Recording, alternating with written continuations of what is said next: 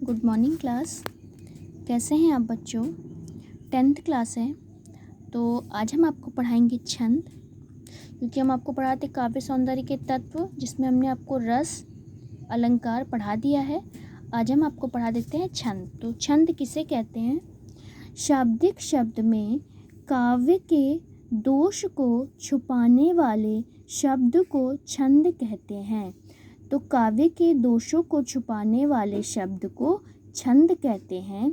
यह छद्म धातु से बना है।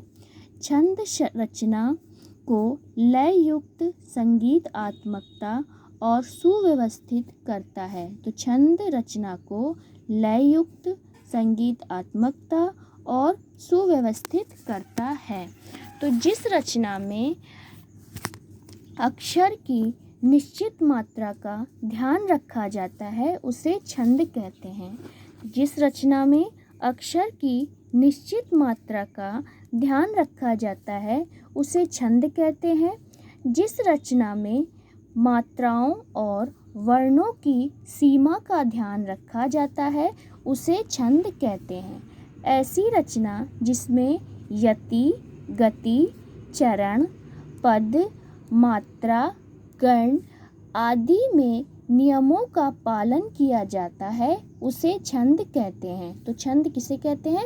ऐसी रचना जिसमें यति, गति, चरण, दल, मात्रा इत्यादि में नियमों का पालन किया जाता है उसे छंद कहते हैं। मात्रिक छंद किसे कहते हैं? जिस छंद की गणना मात्राओं के आधार पर की जाती है उसे मात्रिक छंद कहते हैं। तो जिस छंद की गणना मात्रिक छंदों की मात्राओं के आधार पर की जाती है उसे मात्रिक छंद कहते हैं। जैसे दोहा और सोरठा, ये 9th क्लास में आप लोग पढ़ चुके होंगे। इसके बाद वर्णिक छंद, जिस छंद की गणना वर्णों के आधार पर की जाती है उसे वर्णिक छंद कहते हैं। तो जिस छंद की गणना वर्णों के आधार पर की जाती है उसे वर्णिक छंद कहते हैं। इसके बाद आपके कोर्स में सोरठा छंद है। तो अर्धसम मात्रिक सोरठा को अर्धसम छंद कहते हैं।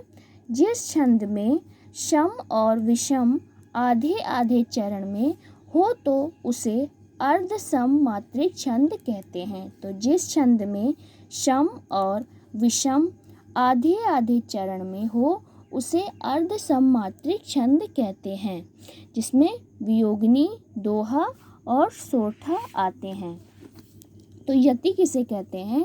किसी भी छंद का वाचन करते समय जहाँ विश्राम लिया जाए, जहाँ रुकते हैं उसे यति कहते हैं। तो किसी भी छंद का वाचन मतलब बोलते हैं, वाचन मतलब होता है बोलना। किसी भी छंद को बोलते समय जहाँ विश्राम मतलब जहाँ रुकते हैं, वहाँ जहाँ रुका जाता है उसे यति कहते हैं। गति किसे कहते हैं? किसी भी छंद का वाचन करते समय आरोह अवरोह है उसे गति कहते हैं। किसी भी छंद का वाचन करते समय आरोह अवरोह है उसे गति कहते हैं। आरोह अवरोह जानते होंगे, जैसे मान लीजिए एक स्वर चलता है, सारे गामा पाधा निसा, अलंकार होता है ना, सब म्यूजिक में होता है सारे गामा पा, ये तो चढ़ते क्रम को आरोह कहते हैं और उतरते हुए क्रम को अवरोह कहते हैं। चरण किसे कहते हैं? प्रत्येक छंद का चतुर्थ भाग को चरण कहते हैं। जो चौथा भाग होता है, मान 4 भाग होते हैं, जो छंद होते हैं वो 4 लाइन में लिखे जाते हैं, उसका जो चौथा भाग होता है, जो चौथी लाइन होती है उसे चरण कहते हैं।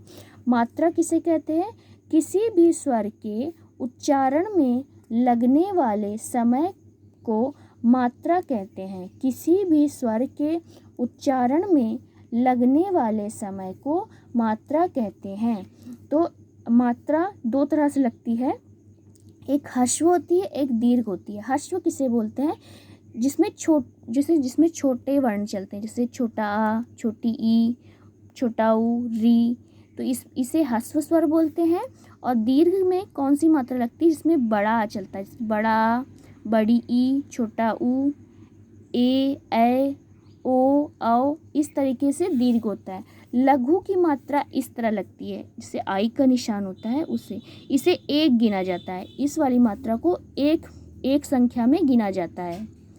और जो दीर्घ की मात्रा होती है उसे इस तरीके से लिखिए, जिससे ऐश बनता है वैसे। इसकी संख्या 2 में गिनी जाती है, इसको 2 में गिना जाता है। तो आपके कोर्स में सोठा छंद दिया गया है, हम आपको बता देते हैं। यह अर्ध सममात्रिक छंद है। इस छंद को दोहा छंद का विपरीत छंद माना जाता है। इसके विषम चरणों में 11-11 मात्रा होती है तथा सम चरणों में 13-13 मात्रा होती है। तो इसके विषम मतलब पहले और तीसरे चरण में 11-11 मात्रा होती है और दूसरे और चौथे चरण में 13-13 मात्रा होती है। यति प्रत्येक चरण के अंत में होती है। यति जो होता है वो प्रत्येक चरण के अंत में आती है। इसका उदाहरण, जो सुमिरत सीधी होए, गणनायक करिबर बंदन, करहूँ अनुग्रह सोए, वृद्धि राशि शुभ गुण सदन। तो इसका एग्जाम्पल है, जो सुमिरत सिंधी होए, गुण नायक करिबर बदन, करहूँ अनुग्रह सोए, बुद्धि रसी शुभ गुण सदन।